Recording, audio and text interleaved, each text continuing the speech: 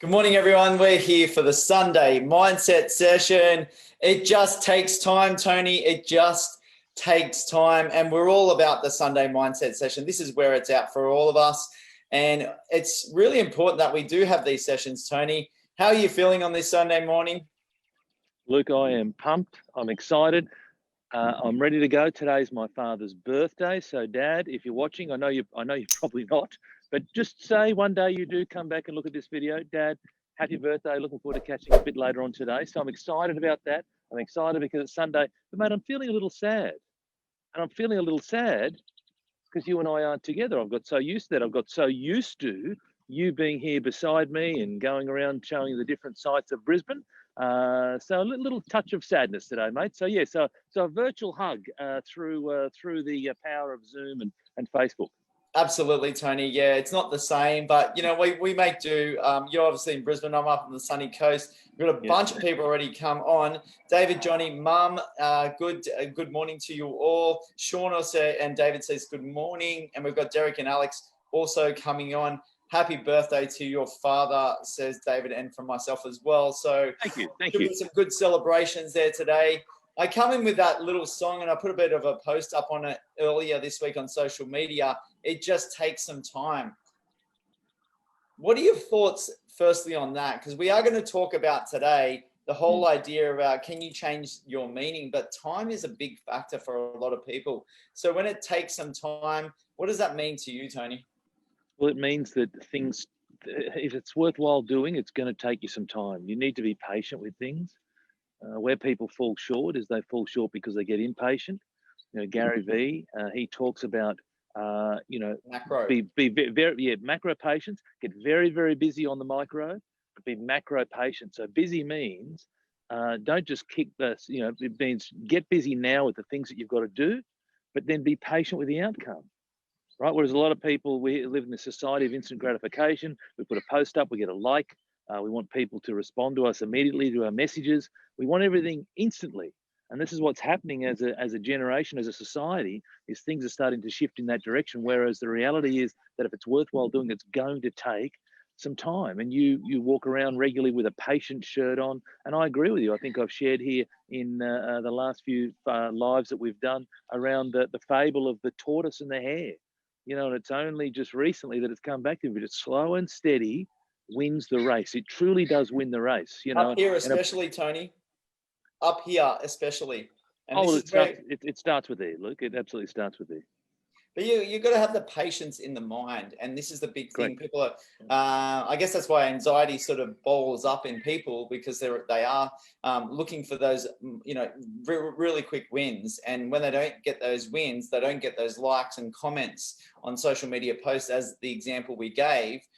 Then you just get that frustration. It balls on top of you. Well, it's a mindset. I've been up since 4 o'clock this morning. I touched on that earlier with you, and I've been working this morning. So I'm writing a course at the moment, and I'm pumped about that. And I'm talking about the fact that it's in regards to marketing. And with marketing, when you go and market things, it's about brand awareness. It's not about selling. So when you're branding yourself, you just keep going. You just keep going. In fact, the reality is that it takes between 5 and 7 impressions of your brand before people even recognize it. Now, how many times do people just do one thing and go, oh, that doesn't work? It's a load of crap. That thing, whatever that thing might be. It might be in social media. You know what? I did this social media post once and it didn't work. Facebook's crap. Or I did a Facebook ad once. It didn't work. Facebook's crap. It's hang on a second. Whoa. It's like you got to keep going.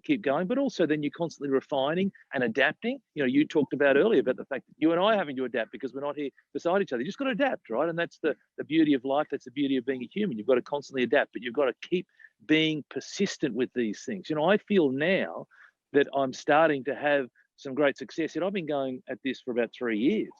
I feel right now that I'm starting to get the momentum that I'm wanting. I'm not where I want to be, but I feel now after 3 years of doing this. Are you ever going to be where you want to be? No, I'll never be where I want to be, but that's the beauty again about life of growing and constantly looking forward and what's the next thing.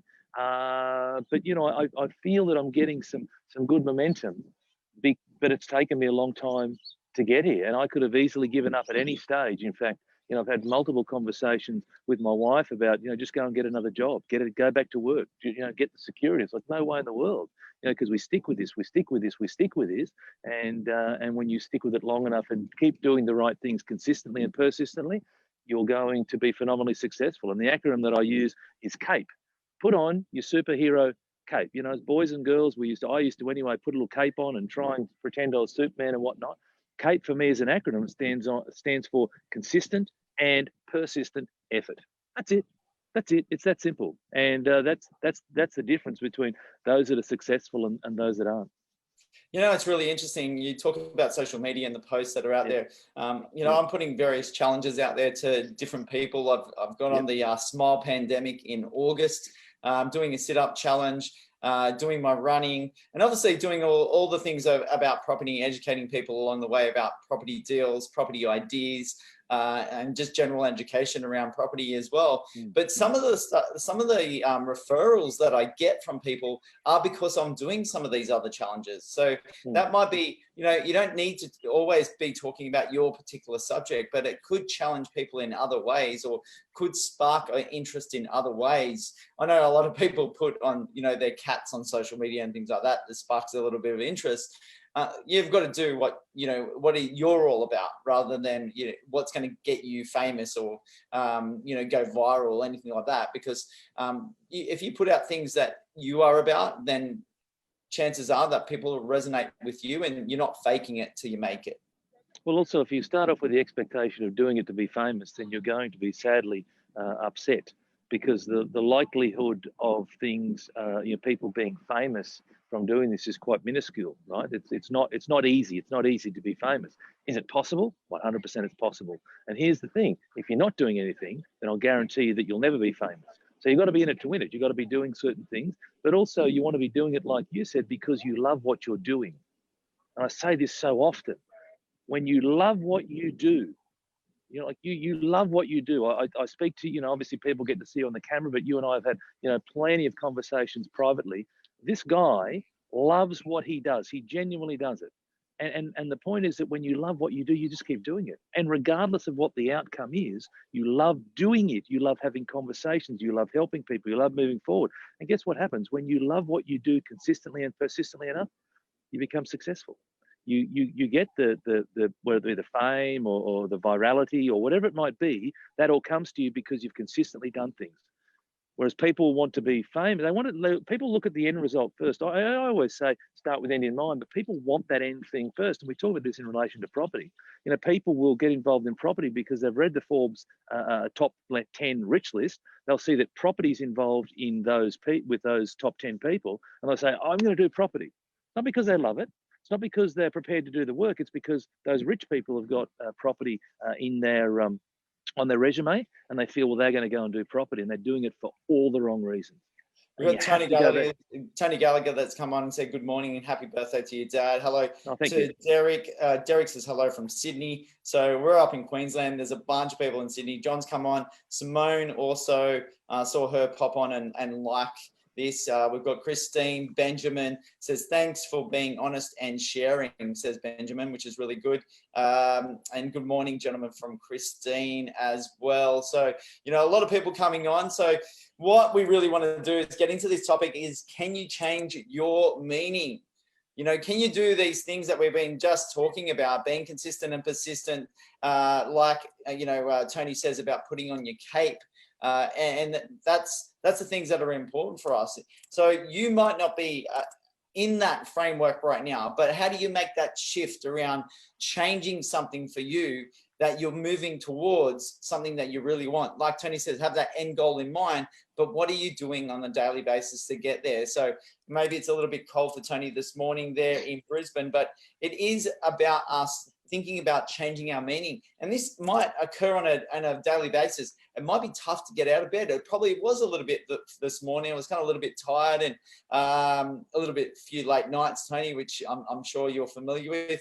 And, all these things come up, and then you just want to like relax, rest. But then that there's different things. And I guess the great thing about a Sunday morning is, I'm committed to do a couple of videos in the morning, and it just drives me to make things happen. So if you put these things in place, there's a kind of like a motivation to get and doing it. And once you do these things, it's incredible the results that have come about.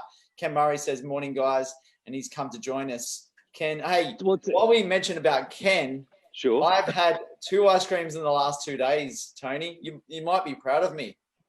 Wow, that's amazing. Only 2. Gosh, that would be a terribly dry day for me if I only had 2 in the last 2 days. But good on you for having. So 2. I had the honeycomb choc right. last night with combination with hazelnut. So it was a very good combo that I had. And the previous night was a bit of ice cream, the affogato. So fantastic. Ice cream and with the coffee. Coffee, sorry. With the coffee, and a little bit of Frangelico sprinkled on top. I know you're not a fan of that, but you know it's one that just went down really well. Nice little certainly milkshake. Certainly a fan of the affogato, just not with the alcohol on the top. I just want to go back to the point you made there around we don't always feel like it. I use you as the example. Hopefully you don't mind. I use it when you're with me. I use it when you're not with me. In the sense that, how many days have you run for now? 977, I think it is. 977. And the point is that I often ask Luke, Tony, we just lost you. Hello? Yep, got you back on. Must be in your Bluetooth. All good. Hang on, I can't hear you. Yeah, okay. So look, it sounds, yeah. So I had no ice cream for a while, says Kamal, and there's only so much sauce your body can take, says Ken. He's laughing. He just absolutely loves it. So it looks good that you've got the backup, Tony. Can you hear me now? No. You are struggling on that, so I don't know what's happening there. But I'll keep running on this idea. But we are talking about changing your meaning. Gotcha. We're back. Gotcha. So what were you saying about ice cream? The joys of live television, right? So they're right. We'll just edit that out for everyone who's just seen all that. No, my point I was making is around you don't always feel like it, and you've run 977 days, which might I add is just an awesome effort, and you know you got 23 to the big 4 digits, mate. So good on you. But my point is that you don't always feel like it. You've told me in the past you've only felt like doing about 10%. 10% of 977 is 97 days. 97 days. That means that for 880 days, this guy hasn't felt like doing it, right? And so the problem is that most of us rely on our feelings to do things. But yet for 880 days, Luke hasn't felt like doing it, but he's got up and he's done it anyway. And he talks about the reason that he's done it is because he's looking at the longer picture, the longer term, being the end of that run, the feeling that he gets, the euphoria, the endorphins, the alertness, the heart's racing, all those types of things, right? But so many of us stop because we don't feel like it. Oh, I feel a bit tired. I don't feel right. Oh, the weather's not right today, whatever it is. How about this, Tony? I don't know if you saw my video from yesterday. No, I didn't. I had a late night on Friday night. Right. And I couldn't get a car, like an Uber Ola, back from where I was in Maroochydore to get back to Mooloolaba. Right. So I ran 3Ks at 3 a.m. That's crazy. That's crazy. So I ran. I had my jeans on, some sort of like dressy shoes. I don't know what you call them, whatever they are. Yeah, dress shoes. Yep. Yeah. They weren't like overly, inconvenient. But they weren't running shoes, right? So they weren't your Asics or whatever you wear, right? So. No, pretty flat. So I ran 3Ks at 3 a.m. Then I went for a bit of a rest, and then about 11 a.m. I got up again and did the rest of the 4Ks. So it's that. What it makes me think about is that, like you said, the consistent and persistent effort, and it's kind of top of mind. Yeah. So it was like, why can't I just do that now and, do that hard slog now? Because I know that when I get up later on, then I can finish the rest of the run. So I think when you do those things and they become top of mind, you create those habits on a daily basis. Like we did the sit-up challenge, the 66 days of that. Correct. It just puts it in your mind, that top of mind, and it starts to change your meaning of how you live your life. Well, because when things become a habit, what happens is you operate from a position of a point of your subconscious, right? So your subconscious, the bulk of what we do comes from our subconscious. In fact, 90% of what we do comes from our subconscious, our beliefs, our values, etc., all from our subconscious, right? And they have come there in our subconscious from many, many, many, many years, and different events over many, many, many years. And when you're told certain things as a kid or a teenager, or you go through certain experiences, these things get into your subconscious. The fact that you are up and about and you've created a great habit, because that's the other point to this. A lot of people easily create bad habits, but here's the thing. You can quite easily just go and create some good habits. In fact, create some great habits, right? And you've created a great habit in doing your regular running, but which is amazing, but it's all about you don't always feel like doing it, but yet so too many of us get caught up in, I don't feel like, and it's not just an exercise show, it's to do with anything. It's to do with, I got up at 4 o'clock this morning. First thing I did is I had my hot water, did my morning routine, and then I got into working. I've been working all morning, right? So just give us an idea quickly of your morning routine for those that may have not known. And while you think about that, Tony, Ken says, sounds yum, Luke, about the ice cream. And also Kamal has said no ice cream for a while for Kamal. So maybe he's getting on a more strict diet, getting away from those little yummy things that aren't so good for for the waistline. And but they taste terrific. They taste terrific. Says, go the storm. David says, I have been walking 5 kilometers the last 6 days consistently, which is awesome. And Jules, come on as well. Good to see you. Ken gets those same endorphins when he's walking to the pub. So terrific. Whatever works for you, right? And that's one of the beautiful things, is that it's not a cookie cutter approach. It's everyone's different. So whatever is going to work for you, whatever's going to motivate you, and it might be, your beer at the end is a reward. We often talk about the power of positive reinforcement. Do a task and then reward yourself. So you know what? If it means you're going for a couple of K walk down to the pub and your reward is a beer, good on you. So you're out there doing something. But it's all around do a task and have the reward. The majority of people, sadly, they take the reward, and then when it comes time to do the task, they go, yeah, I'll do that tomorrow. And a great example is television. Ken's actually a good example of this. So, he's out there on his ice cream truck on a Saturday and Sunday. I think he'd be out there today or starting to get ready for that today. Mm-hmm, but, he had a hard slog yesterday. So he's in the spa at the end of the day, reward, maybe helps the body as well, relaxes. Maybe quite ale, and just get ready for the next day, and having those little rewards to give yourself to make it even more satisfying what you're doing, and look forward to those things as well. 100%. And it's all about, when you're having those rewards, actually just remind yourself why you're having that reward. I think that's the key piece as well. There's plenty of people going, they'll have a beer or whatnot, but they don't always necessarily link it back into the reward.